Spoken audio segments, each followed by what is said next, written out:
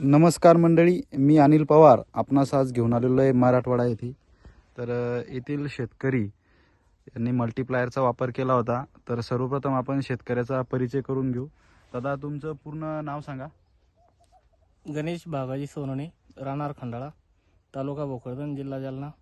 तर बघू शकता मंडळी, हे जे मल्टीप्लायर आहे, तर मल्टीप्लायर या प्लॉटवर तुम्ही वापर कसा केला? फवारणीतून केला का ड्रिपने केला? फवारणी पण केली आणि ड्रिचिंगला पण केलेलं आहे. बरं, तर तुम्हाला अगोदर आपण टमाट्यासाठी दिलं होतं, हो हो. तर ते पुढी तुमच्याजवळ होती उरलेली, तर तुम्ही याच्यावरती फवारली. तर फवारणी करून किती दिवस झाले आता याला? चौथा दिवस आहे आजचा. चौथा दिवस आहे. तर फवारणीनंतर तुम्हाला काय बदल जाणवला? बदल सेटिंग चांगली झाली फुलाची. फुलाची संख्या वाढली भरपूर आणि सेटिंग चांगली झाली. हो.